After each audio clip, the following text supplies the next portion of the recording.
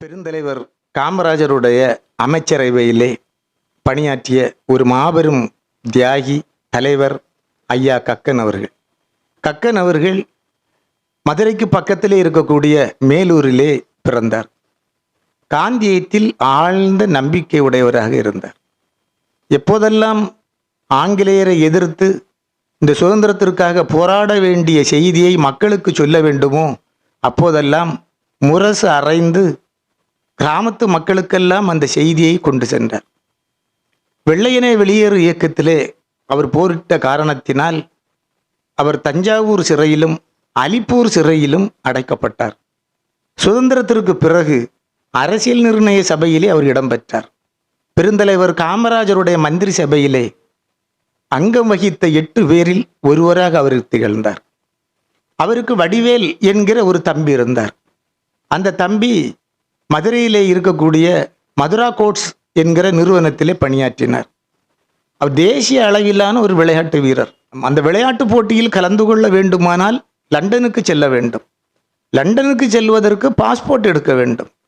அந்த பாஸ்போர்ட் அளிப்பதற்கான உத்தரவாதம் அவருடைய அண்ணனான கக்கன் அவர்கள் கையில் இருந்தது. விண்ணப்பம் அவரது கைக்கு சென்றது. பார்த்தார் ஐயா கக்கன் அவர்கள், நமது தம்பி நாம் பணியாற்றுகிற இந்த தருணத்தில் லண்டனுக்கு செல்வதாக இருந்தால் நாட்டு மக்கள் தவறாக நினைப்பார்கள் என்று அவர் நினைத்தார்.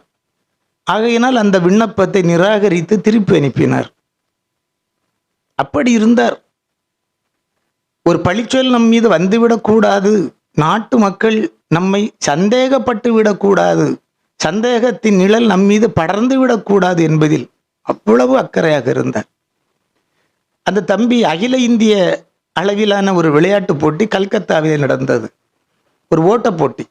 அந்த ஓட்ட போட்டியிலே கலந்து கொண்டு 3.5 சவரன் தங்கம் பரிசாக பெற்று வந்தார். அப்போது இந்தியாவுக்கும் சீனாவுக்கும் போர் நடந்த சமயம்.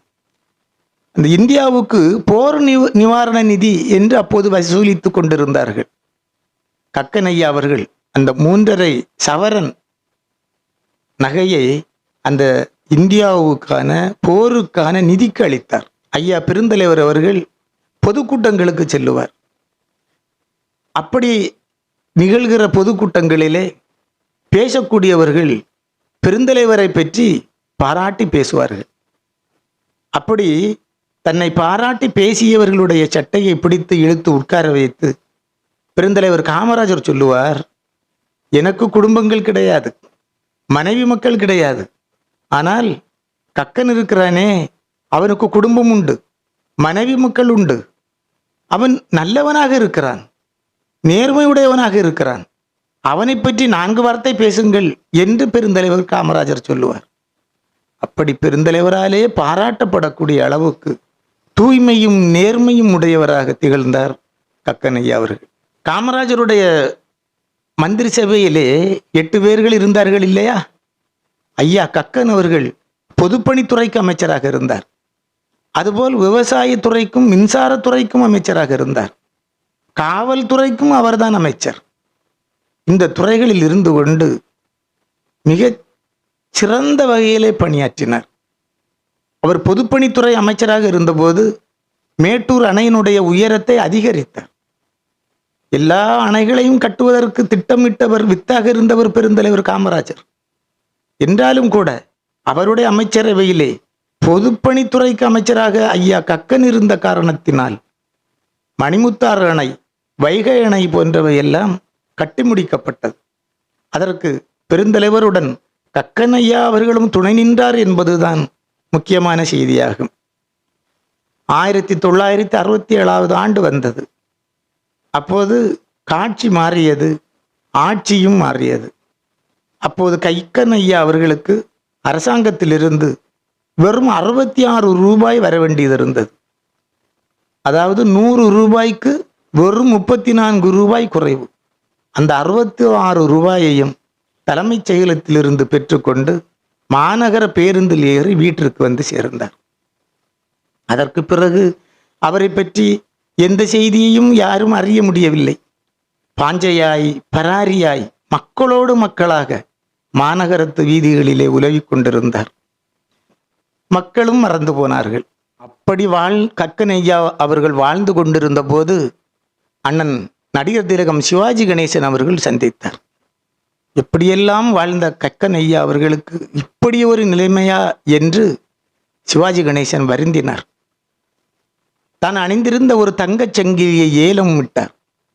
அந்த ஏலத்திலிருந்து கிடைத்த பணத்தையும் தனது சொந்த பணத்தையும் சேர்த்து கக்கன் ஐயா அவர்கள் பெயரிலே வங்கியிலே அதை டெபாசிட் செய்து அதிலிருந்து கிடைக்கக்கூடிய வட்டியை எடுத்து அவர் செலவு செய்யக்கூடிய வகையில் கக்கன் ஐயா அவர்களுடைய வறுமையை போக்குவதற்கு முனைந்தார். அதற்கு பிறகு புரட்சி நடிகர் எம்ஜிஆர் அவர்கள் முதலமைச்சரானார். அவர் முதலமைச்சராக இருந்த நாளில் ஒரு முறை மதுரை பொது மருத்துவமனைக்கு வந்தார். அவர் அங்கு பார்வையிட்டு கொண்டிருந்த போது தூரத்திலே ஒருவர் தரையிலே ஒரு பாயை விரித்து போட்டு ஒரு நோயாளி படுத்து கொண்டிருந்தார். அங்கிருந்தவர்கள் அவர்தான் கக்கன் என்று சொன்னார்கள். ஓடோடி வந்து பார்த்தார் எம்ஜிஆர். நாட்டுக்காக பாடுபட்டவர், நாட்டுக்காக சிறை சென்றவர், 10 ஆண்டுகள் அமைச்சராக இருந்தவர், பெருந்தலைவர் காமராஜரின் அணுக்க சீடர், தூய்மையான வாழ்க்கை வாழ்ந்தவர். அப்படிப்பட்ட ஒரு மாபெரும் தியாகி, ஒரு மாபெரும் தலைவர் படுப்பதற்கு ஒரு படுக்கை கூட இல்லாமல் தரையிலே ஒரு பழைய பாயிலே படுத்து கிடக்கக்கூடிய காட்சியை எம்ஜிஆர் பார்த்தார். அப்படியே நெகிழ்ந்து போனார். உடனடியாக அவரை ஒரு தனியார் மருத்துவமனையிலே சேர்த்து அவருக்கு செய்ய வேண்டிய சிகிச்சை முறைகளுக்கெல்லாம் ஏற்பாடு செய்தார் எம்ஜிஆர் அவர்கள். இப்படியெல்லாம் கழிந்தது கக்கன் ஐயா அவருடைய வாழ்க்கை. அவருடைய ஆட்சி காலத்தில், அவருடைய பதவி காலத்தில் தனது குடும்பத்துக்காக அரையடி நிலம் கூட அவர் வாங்கியது கிடையாது. தனது குடும்பத்தவருக்காக சிபாரிசு செய்து ஒரு வேலை கூட அவர் பெற்றது கிடையாது. ஒரு குற்றவாளிக்கு சிபாரிசு செய்து யாருக்கும் விடுதலை வாங்கி தந்தது கிடையாது. பெருந்தலைவர் காமராஜர் நாட்டு மக்கள் எந்த அரிசியை வாங்கி சாப்பிடுகிறார்களோ அந்த அரிசியைத்தான் நாமும் சாப்பிட வேண்டும் என்று அது ஒரு தவமாக, ஒரு விரதமாக எடுத்துக்கொண்டு ரேஷன் அரிசியை வாங்கி சாப்பிட்டார். அப்படித்தான் கக்கன் ஐயா அவர்களும் ரேஷன் அரிசியை வாங்கித்தான் சாப்பிட்டார். அவருடைய குழந்தைகளை எல்லாம் அரசு பள்ளியிலே சேர்த்தார். அவருக்கொன்று வீடு கிடையாது, அவருக்கென்று வாகனம் கிடையாது, எந்த ஒரு வங்கியிலும் ஒரு கணக்கு கூட வைத்து கொண்டது கிடையாது. அவருடைய வீட்டு வாசலுக்கு எந்த வருமான வரித்துறை அதிகாரியும் சோதனையிடுவதற்காக வந்தது கிடையாது. எந்த நீதிமன்றத்தின் நீண்ட தாழ்வாரங்களில் புன்னகை தவள் அவர் நடந்தது கிடையாது. அப்படி இருந்தது அவரது வாழ்க்கை. அடுத்த தலைமுறைக்காக அல்ல, 8 தலைமுறைக்காக அல்ல, அவர் வாழ்ந்த காலத்திலே அவருக்காக கூட நாளைக்கென்று அவர் சேர்த்து வைத்தது கிடையாது. அப்படிப்பட்ட ஒரு தூய்மையான வாழ்க்கையை வாழ்ந்தார்.